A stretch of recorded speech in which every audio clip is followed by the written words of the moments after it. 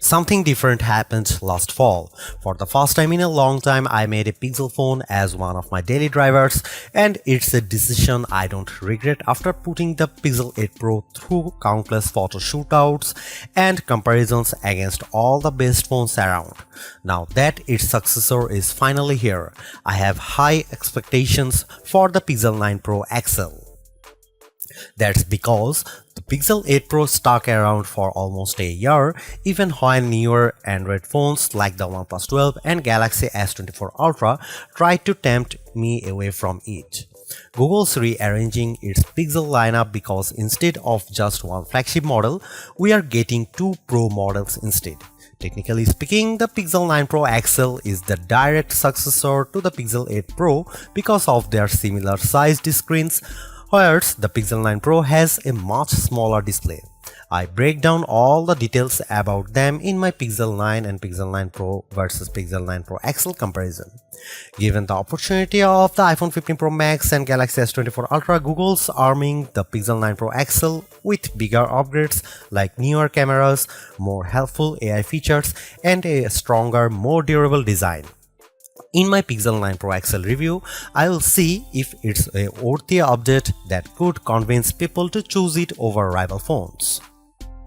Frankly, I'm annoyed that we are getting back-to-back price hikes because the Pixel 8 Pro launched at $100 more than its predecessor last year with its $999 starting cost.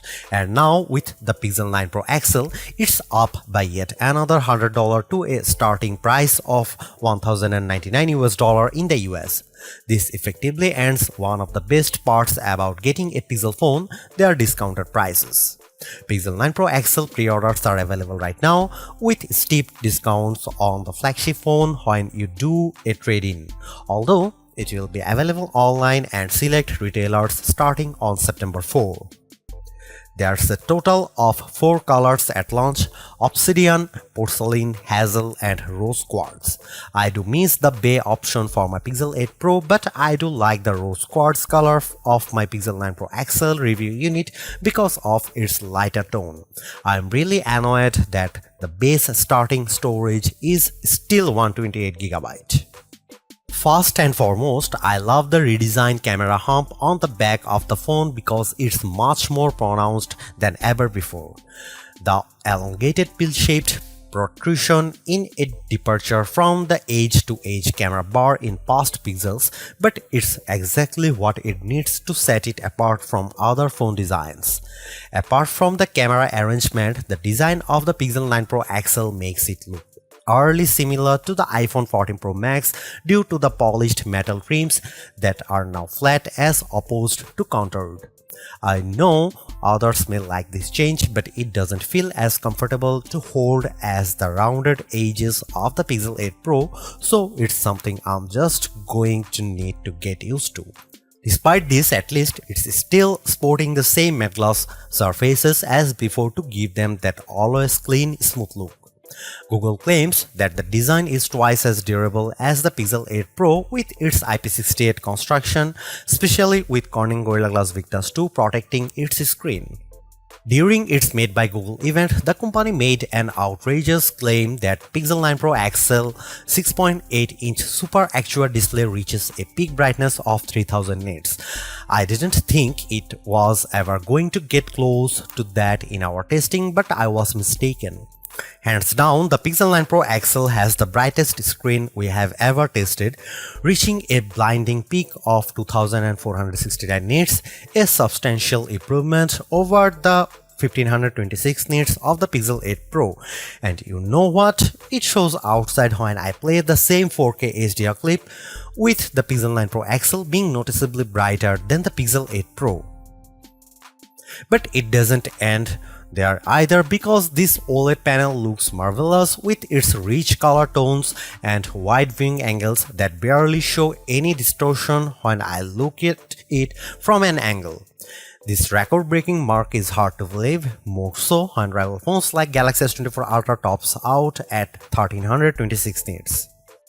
I'm starting to believe that phone makers are leaning on software more so than the hardware to propel their cameras, and the Pixel 9 Pro XL is proof of this. That's because its triple camera system consists of a 50 megapixel main camera, 48 megapixel ultra wide, and 48 megapixel telephoto with 5x optical zoom. Technically speaking, the main and telephoto cameras are identical to Pixel 8 Pro. However, the ultra wide benefits from a wider f1.7 aperture, which makes it more suitable for low light. While the rear cameras are similar for the most part, it's the selfie camera that gets the biggest upgrade.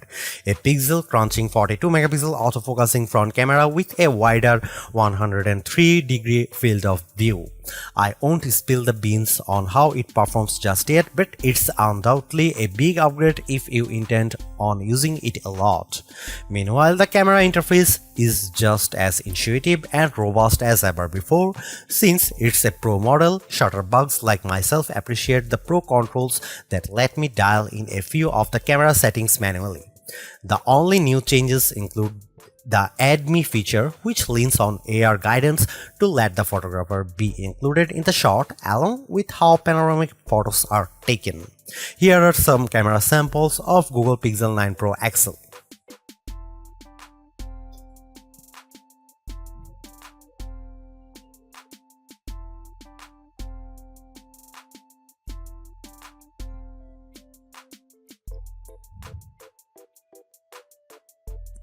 Another reason to choose the Pixel 9 Pro XL is because of its ability to shoot at up to 8K 30 FPS, whereas the previous Pixel 8 Pro caps out at 4K 60 FPS. On one hand, I like the extra utility of 8K recording because it gives me more playing zoom to edit videos by cropping them or adding digital pans or zooms in my video editing software, but you will need a high performance machine to handle them. While there are plenty of shooting modes and settings to adjust with video, like choosing between 24, 30 or 60 FPS, it still lacks full manual controls to get me the look I really want to go after. Here are some video samples of Pixel 9 Pro XL.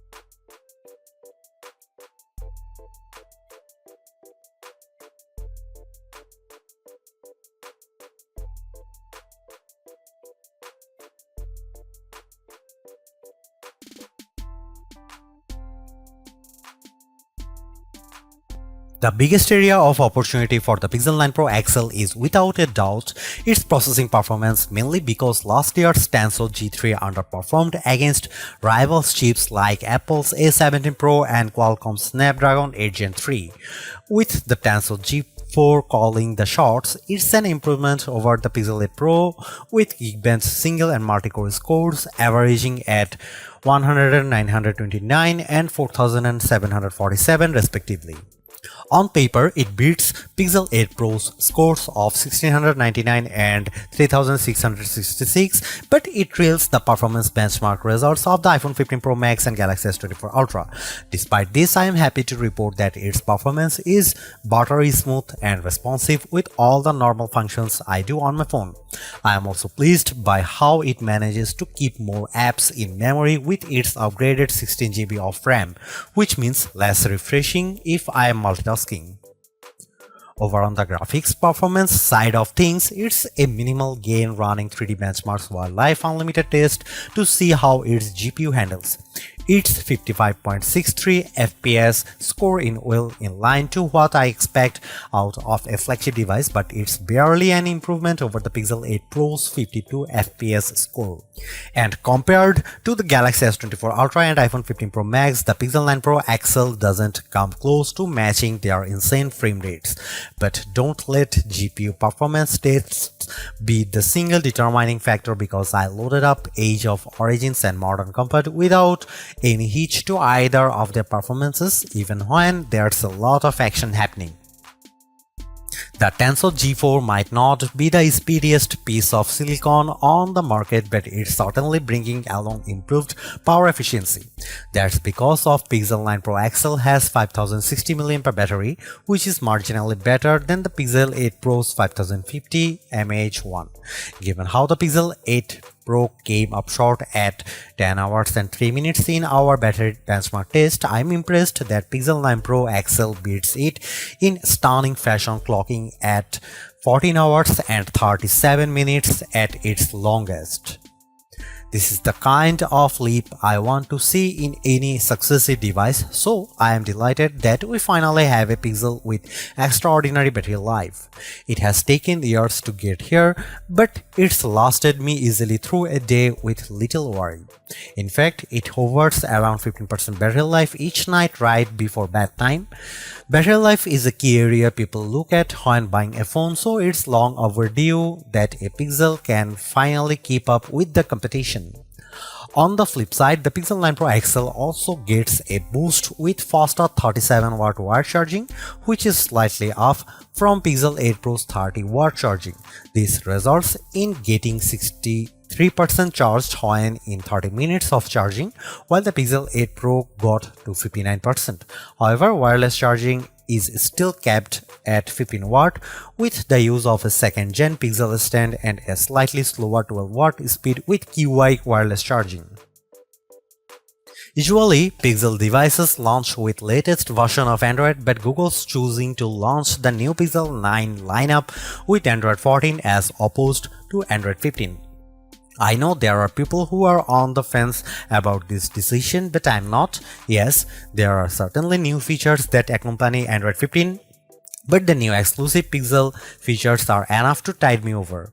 Of course, AI features play a huge part in Google's phones, and the Pixel 9 Pro XL is no exception. While it doesn't gain as many features as what the Pixel 8 Pro introduced, I do like how the majority of them have a practical purpose. Here's all the new AI feature.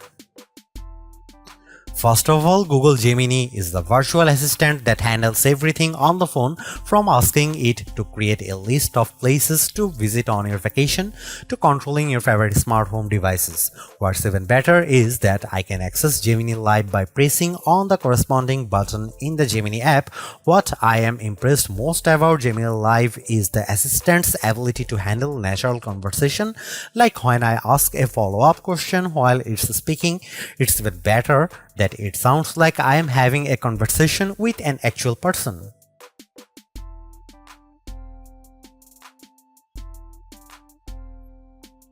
Getting assistance with augmented reality, the Pixel 9 Pro XL's new Add Me feature lets me take group photos with the photographer stitched into the photo later. Essentially, you take one photo, then the Pixel 9 Pro XL guides you to take the second one, with prompts to move closer or further so that the two shots are lined up correctly. Once the second photo is snapped, it then merges the two with help from AI to produce the final photo. I will admit that it works flawlessly in the photos above that I used to magically add me.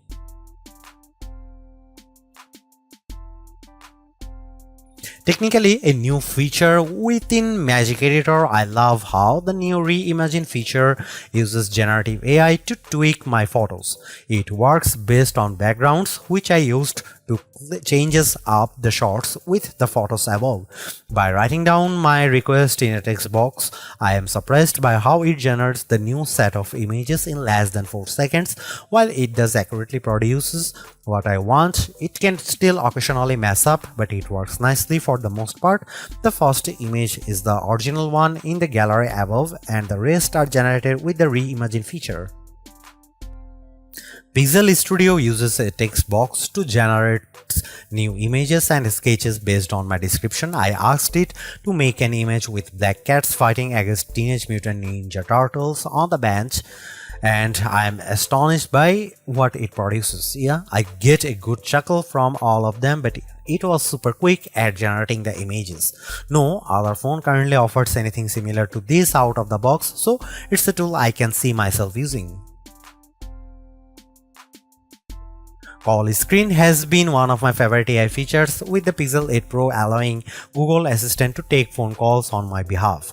But the Pixel 9 Pro XL gains the added convenience of call notes. Essentially, it records your phone calls and then creates a summary about it, which is swell if your short-term memory isn't that great. I find it useful because I'm not forced to jot down notes while trying to comprehend the nature of the call. Not only do I get the transcription, but I also like how it intelligently summarizes the call. And finally, the last feature you should know about the Pixel exclusive screenshot app. I'm still on the fence about using it as much as the other features, mainly because it involves taking a lot of screenshots. It basically leans on AI to analyze the contents of your screenshots so it can recall them later on. For example, I used Pixel screenshots to look up the price of a hard drive that was emailed to me. It pulled it up quickly and answered my question about the price.